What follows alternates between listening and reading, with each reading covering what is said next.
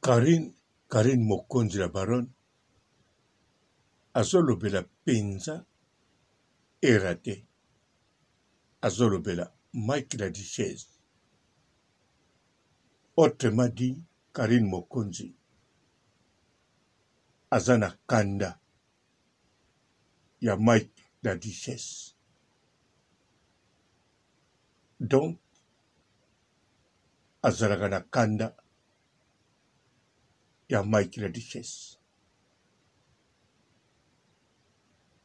Mpote bapapa bamama bandeko, mbote barando na barandone, mbote batoyo balingaka rando na ba oyo balingaka rando te, mbote ba jeune garçon na ba jeune fille, mbote bana mike na ba bébé, mbote ba Sainte Anoirite, Sainte Thérèse, Sainte Ingrid Kabong.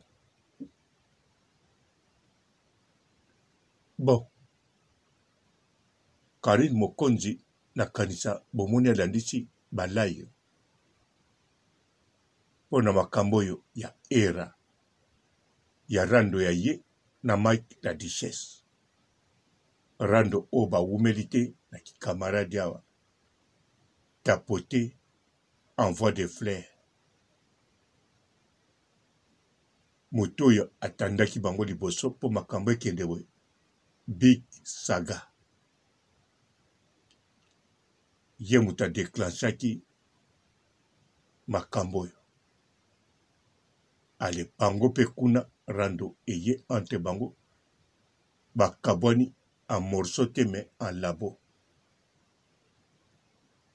Kokabwana bakabwani yango wana Karine Mokonzi a saisir occasion abimisa oyo abombelaki Mike la Duchesse po ba Mike bakomi ebele tosukisaka acteur comédien na biso.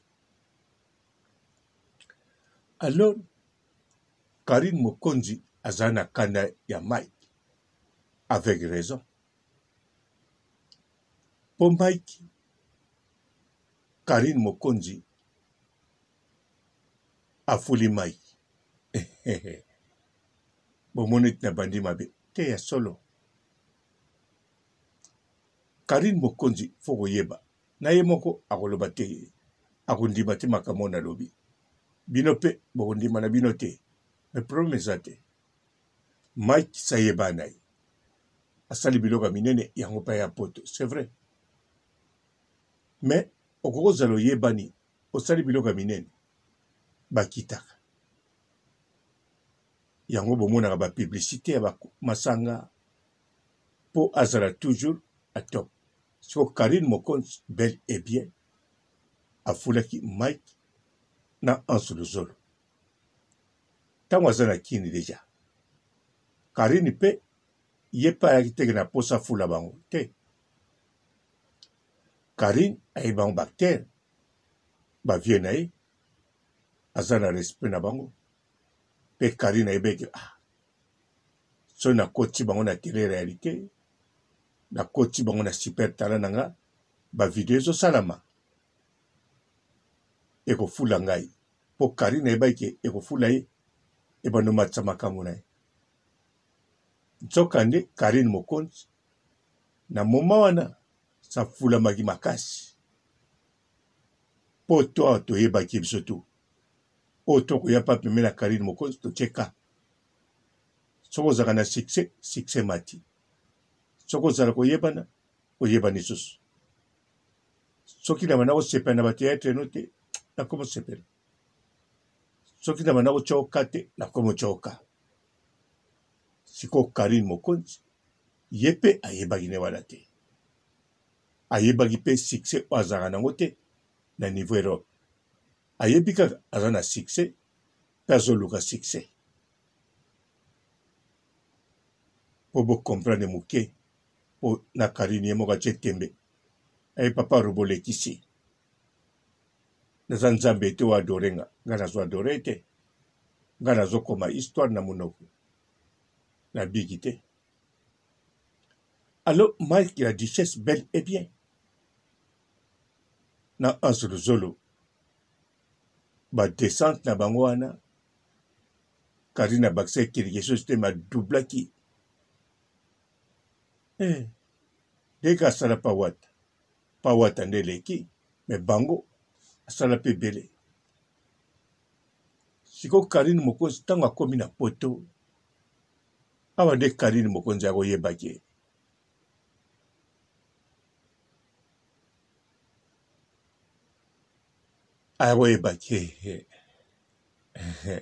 naloba ngo Mike la duchesse Anse Luzolo baza bachimuki epa na ye eza matumboli te eza histoire bozala calme. Sikoyo ntango aye koyeba bon aza na bango toujours besoin bango mpe bane besoin alors asangani sikoyo ntango asangani atali Afrique na poto Anse Luzolo c'est un homme positif par Karine mokonzi même comportement azalaka nango na Karine mokonzi aza toujours ouvert so mpe likambo ezali donc alakisaka amour na ye oyo aza nango pa Karine amour ya frère et sœur pa ya Anse Luzolo envers Karine mokonzi.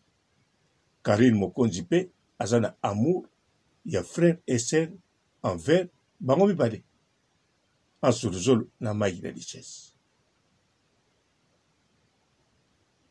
Siko Mike la duchesse aza na bareserve mosusu ye moko ayebi ekoza caractère na ye to comportement ederangeaka nango Karine te mais Karine amitungisaka mpe moke me ederangeaka ye te.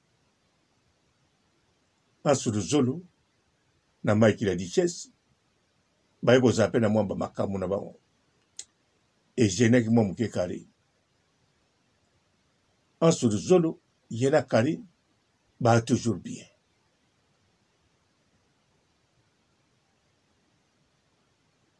malgré Olga aza na kati me baza toujours bien ntina mokolo lelo. Sikoyo Mike la duchesse asangana na motu moko oyo akoselaka Karine mokonzi makambo. Sikoyo motu yango ntango akosaka tiaka Mike la duchesse témoin. En tout cas Karine mokonzi kanda moko epesaki kanda oyo ezala sikoyo pa ya era kaka kanda ekende ntina Mike la duchesse me lokola aza vie na ye lokola azala na bango bie banda kini ti awa lokola bayebani na niveau wana atali mpe ke bazalaka toujours na Anse Luzolo basololaka mpe mpo batongaka Karine ya songisongi te wana toyebi yango bien me kotonga atongaka mpenza Karine kotonga boyebi ye mpe atonga mpenza soki bando tonga alobaka moke atiki oloba ebele bandeko kotonga eya kisongisongi te kisongisongi ezali koboma kobebisa kotonga eza info lisolo kotongelaka mabe te so Karine atonga mpenza atongaka tuwa mututu na Arieta na seki me solo atongaka na Arieta aza na bato batongelaka Arieta azala calme olobi nini oswa ye Mutua libere, omelaka libere te. Libere abombelango maréchal. Réservé. Ya papa. Kokamwa no te. Tala onga na misu. Alors, bandeko, Karine Mokonzi, bel et bien, kanda penza. Si o kandango azo bimisango. Donc, azo take era. Azo conseiller Mike. Pour parce que aurait pour la Mike. À mon avis, pas la peine. Elle n'a tinate. Pep sera pour le Mike.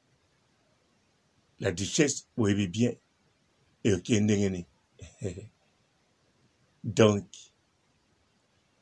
ce qui a pour le Mbaramoko, la Chine n'a pas le Kari, bako pour la pendant 3 mois. Donc, Karine Mokonza ye bien. Yango azocha mai na 20. Ache mai nde na champagne. Po bomona ndamba champagne wa melaki. Makambo elobisaki. Yango ache mai na champagne. Mai moke pete. Verre moke ya champagne. Mais ache 3 litres mai likolo. Na verre ya 15 centilitres. Seki champagne yaki na kati sili. Ekomi mai na mai. Siko Karine Mokonzi azotia mai na champagne. Yango azosala bémission. Pe era bisika azali ayebi ke turo naza na bataki moke. Yango bato ya Karine nanu bashofe nga penza te. Surtout papa robot. Po era na kala ina inga. Siko ke era aina ngai te. Era aina nga te. Na ebite so epona nini. So pa komo sambia na ebite. Aina nga te. Na ebi. Nga na eba. Nana tia na soa na ete. Yango na ya papa robot. Na yebi ke aina inga. Na yebi ke lelo oyo aina nga te. Aina nga te. Voire même akoma osepe ananga. Si kwa zo sambela pe ngana lobelo te. Bon, ayebi ke la woloba. Maza l'aise. Pola ayebi ke la baronne azo takende mingi Mike la duchesse. Azana kanda mingi ya Mike la duchesse. Bon, azo take era mazana kanda ya Mike la duchesse. Siko era ezo kitie mwa motema. So pa kitie motema te aosani. Partout bakomo traité era. Na oloba pete so na lobi awa olela lisusu. Bino mo bozomona oba otete. Ka batu lobi babengaki era. Ndenge mo bibengaka génération conscient. Karine Mokonzi la baronne. Tango apesaki premier soin batu baki kote kari. Lelo batu bango tu bakomo sala pire sans que bazala na likambo na era. Mais era alia musuni ya makila. Pakosela Karine makambo. Likolo nango Mike témoin. Mike la duchesse. Fona sukisaka. Oba Mike bazebele. Surtout Mike moko. Ya kolinga kutu te na sukisaka na Mike. Po Mike apamba ezande ye. Mike na matabis ezaba misusu. Yango na fona sukisaka. Mike la duchesse. Profession comédien, acteur, humoriste. Azape humoriste. Bomona ba humor nete ezalaki ebele. Abandango bandakala. Tango ayaki poto. Asalaka bagag. Asalaka ba humor. Azape metteur en scène. azala ba profession ada ba casquette bele ayebi musala très bien Mike la richesse bokanisa te lokola Karina na kanda na ye ayebi musala te ayebi musala kaka nde akenda okoma fanatique ya moto ya kokoma fanatique te po era na Mike la richesse Mike nde mutu azali fanatique ya era aza fanatique ya Mike te era nde mutu ali Mike la richesse ata azali soki ndenge nini ata aleki era po Mike aleki era wana toyebi yango bien na makambo presque ebele mais era amona deja Mike tina mokolo lo amonaka Mike pamba bon wana tokochange te wana mpe tokoloba te amonaka bien te amonaka na modele na ye mpe komona bongo aza sere na ye donc mpa na ye Mike azalaka pamba azala pamba banda mona ye donc Mike akokoma ne président aomoneka pamba yango wana Karine Mokonzi aza kotake Mike azosala ba reproche oria pupula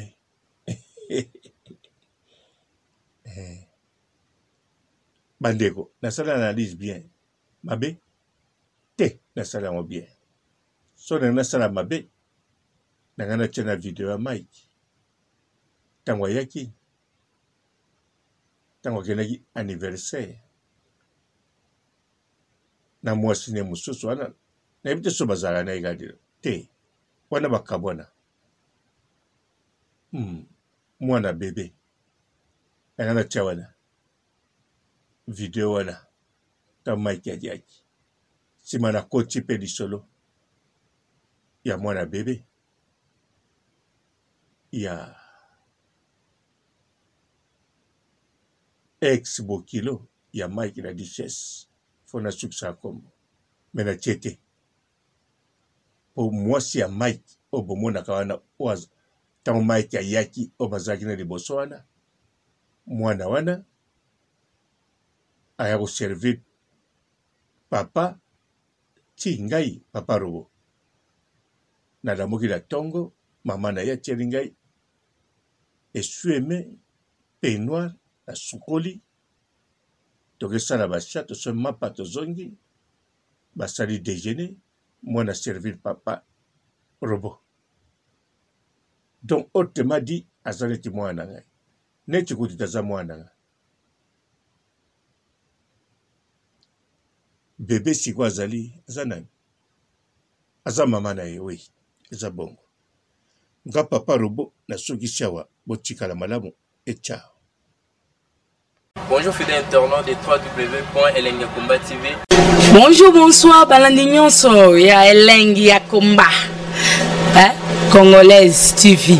Belé partout dans le monde, partout où vous êtes, partout où vous êtes, Elengi Yakomba TV vraiment. Bonjour, bonsoir, na abonné ba nyonso ya Elengi Yakomba Congolais TV. Bonjour à mon boss, on a appelé ça vraiment un pandi. Bonjour à mon boss, JP Kiama. Je salue mon boss Balobi, boss de boss Babi, JP Kiama. Bonjour à la Elengi Yakomba Congolais TV vraiment. Vraiment, la chaîne de chaque topo, il y a boss de JP Kiama, et boss de boss yani amayandage. Donc Maxime Tolo la zaki. Ya boss na biso JP Kiama nzambe na ngai ba boss bazali ba boss bazali JP Kiama le boss des boss. Napesi d'abord bonjour te ba mbote belé na mo boss JP Kiama wana na kozangisa ote donc na ko lekati sana napesa mo boss JP Kiama boss des boss. Bonjour fidèles internautes de www.Elengi Yakomba TV. Bonjour, bonsoir, balandi nyonso ya Elengi Yakomba Congolaise TV. Bon, belé, partout dans le monde, partout où vous êtes, partout où vous êtes, Elengia Combat TV, vraiment. Bonjour, bonsoir, na abonné, fa nyonso ya Elengia Combat Congolais TV. Bonjour à mon boss, on a appelé ça vraiment un pandi. Bonjour à mon boss, JP Kiama. Je salue mon boss Balobi, boss des boss, Babi JP Kiama.